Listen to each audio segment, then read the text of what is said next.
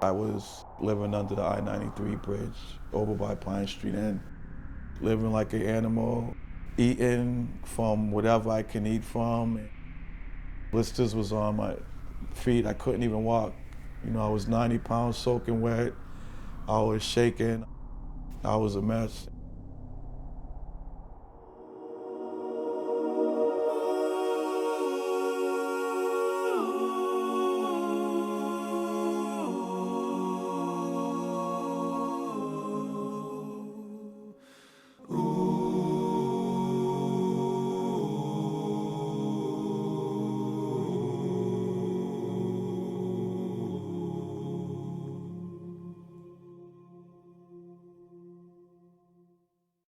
I was born in Chelsea Naval Hospital, March 10th, 1970.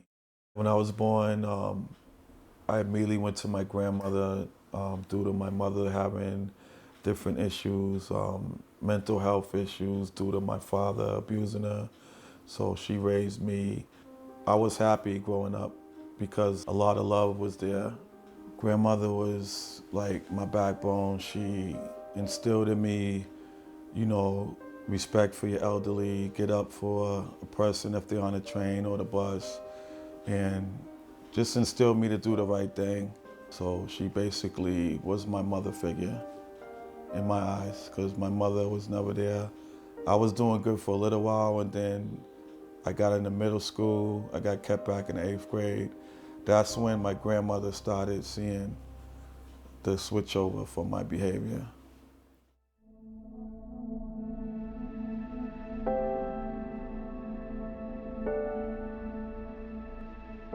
When I was using drugs and alcohol, it was really hard on my grandmother because I was coming in 2, 3 in the morning, waking my grandmother up from her sleep, and we go into arguments back and forth, and it just continued.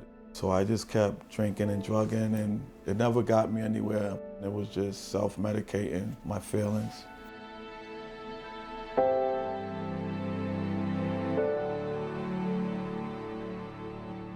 Jail was scary the first time, but when I got out, it got worse.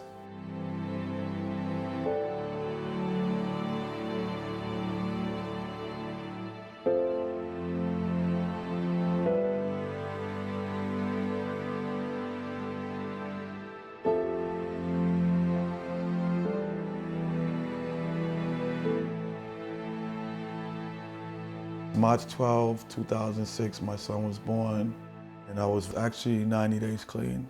And DCF was right there, Department of Children and Families, and they called the halfway house, and they told me to come down to visit my son. I got to held him, and it was hard because they said I'll never see him again. And when I held him, it was hard because they drove away with him, and I walked from the hospital back to the halfway house, real upset, like emotional. I didn't care who see me crying.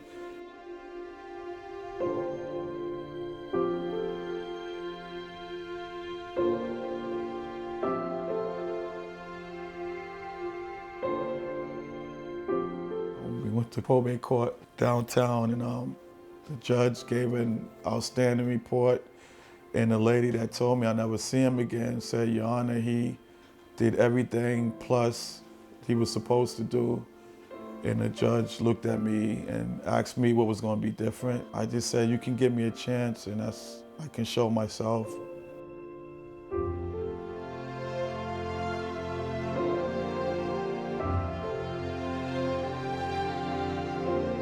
The first time Mike came to the Moving Ahead program, he came for himself.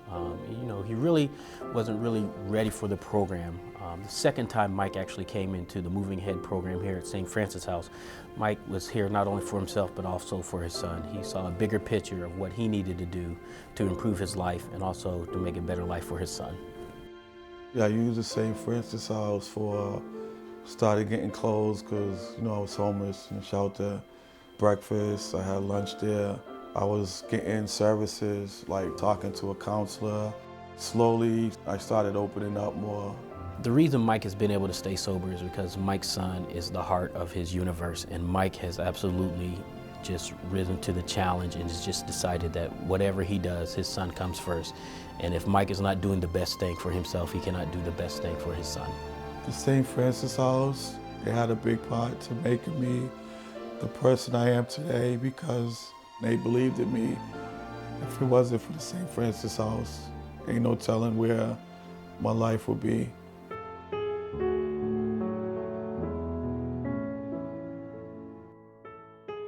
And today my life is amazing. I just focus on the importance of being a dad. I know the difference between a dad and a father today. In less than 2 months, I have 9 years clean. St. Francis has been a savior to Mike. St. Francis took Mike off the streets of Boston and helped him turn his life around.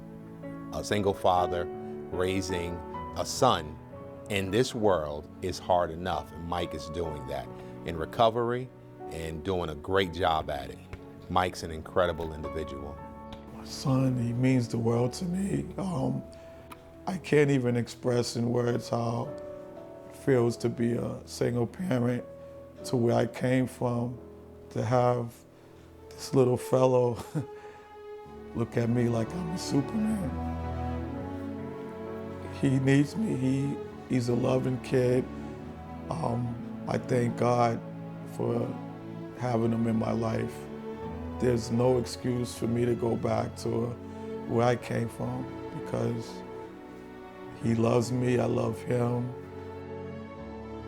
I wouldn't trade it for anything in the world.